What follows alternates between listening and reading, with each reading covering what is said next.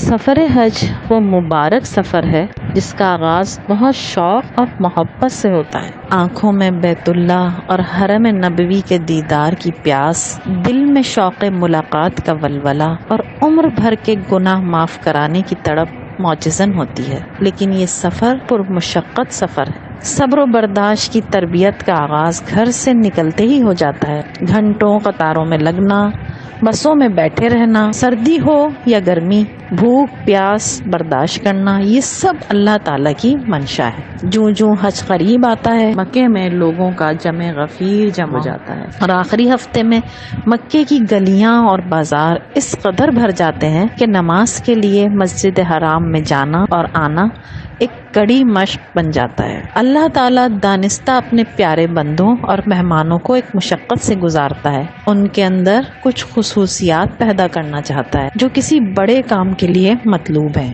اولین صفت للہیت، پھر تقوی، اور اس کے بعد شوق ملاقات اور صبر ساتھ ساتھ۔ لبیک اللہم لبیک کا ورد کرتے ہوئے دنیا کے کونے کونے سے قافلے ایک حرم ایک قبلے کی طرف کھینچے چلے آتے ہیں۔ دن بدن حجاج کرام کی تعداد بڑھتی جا رہی ہے۔ تقریباً 1,00,000 صحابہ کرام رضی اللہ تعالیٰ عنہ نے نبی اکرم صلی اللہ علیہ وآلہ وسلم کے ساتھ حجۃ الوداع ادا کیا، اور آج یہ تعداد 35,00,000 سے تجاوز کر چکی ہے۔ ایام حج میں حرمین شریفین کے ارد گرد ہر جانب سر ہی سر نظر آتے ہیں۔ انسانوں کا ایک سیلاب تا حد نگاہ امٹتا چلا آتا ہے، اور یہ سب وہ انسان ہیں جو اللہ اور رسول صلی اللہ علیہ وسلم کی محبت میں عبادت اور ریاضت کے ذریعے اللہ کو راضی کرنے، آتش دوزخ سے بچنے اور جنت کے حصول کی تڑپ و خواہش لیے آتے ہیں۔ رب کی رضا جوئی ہی ان کا مقصد ہے۔ اسلام میں ہر عمل کا اصل مقصد اللہ کی رضا کا حصول ہے، ہر عبادت اللہ کا حق ہے۔ سفر حج کا اصل مقصد بھی اسی کی رضا کا حصول اور اس کا حق عبادت ادا کرنا ہی ہے۔ اسلام کی تمام عبادات ایک نظام تربیت کا حصہ ہیں، اور ہر عبادت کے پس پردہ بے شمار تربیتی مقاصد پوشیدہ ہیں۔ سفر حج کا مقصد سیر و سیاحت نہیں، ریا اور دکھاوا نہیں، صرف اللہ وحدہ لا شریک کی عبادت اور اس کی رضا جوئی ہے۔ تمام عبادات بے روح ہیں اگر ان میں رجوع اللہ کی تڑپ نہیں، اور انسانی زندگی کی تمام نیکیاں اس وقت تک نتیجہ خیز نہیں ہو سکتی جب تک ان کی تہ میں اللہ کے لیے ہونے کا جذبہ نہیں ہوگا۔ حج کا پہلا اور ابتدائی سبق بھی یہی ہے کہ مسلمانوں کا ہر عمل صرف اور صرف اللہ کے لیے خالص ہو جائے۔ ان کا سفر، ان کی محبت، ان کا مال خرچ کرنا، ان کی زندگیوں اور معاملات کا رخ سب کا سب اللہ کے لیے ہو، دنیا ان کا مطلوب و مقصود نہ ہو۔ اللہ نے فرمایا، کہو میری نماز، میرے تمام مراسم عبودیت، میرا جینا اور میرا مرنا سب کچھ اللہ رب العالمین کے لیے ہے۔ نیت کے بعد سفر حج کی تیاری شروع ہو گئی۔ سفر طویل ہے، پر مشقت ہے۔ کئی دنوں کے لیے خرچہ، کھانا، لباس، بستر، چٹائیاں، ہر چیز مطلوب ہے۔ تمام جسمانی ضروریات کی فہرست بنتی ہے جو انسانی ضرورت ہے، اس کے بغیر گزارا نہیں۔ لیکن حج تو انوکھا سفر ہے، یہ تو اللہ کی طرف جانے والا سفر ہے۔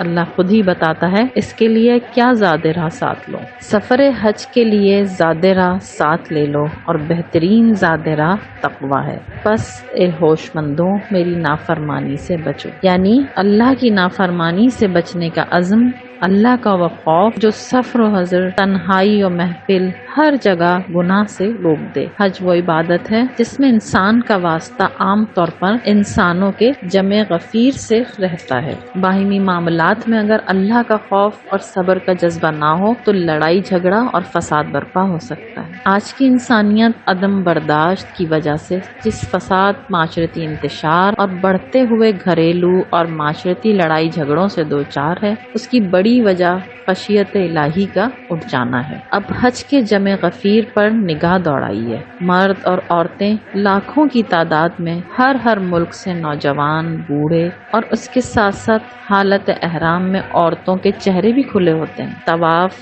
سعی، رمی، جمار، ہر کام میں رش۔ ایسے میں یہ تقوی ہی کی برکات ہوتی ہیں کہ ہر وقت کے مخلوط ماحول میں کہیں کسی شہوانی فعل تو کجا ایسی نظروں کی شکایت بھی نہیں ملتی۔ اب یہ تقوی کہاں سے ملے گا؟ اس کی دکان کون سی ہے؟ خشیت الہی کہاں سے ملتی ہے؟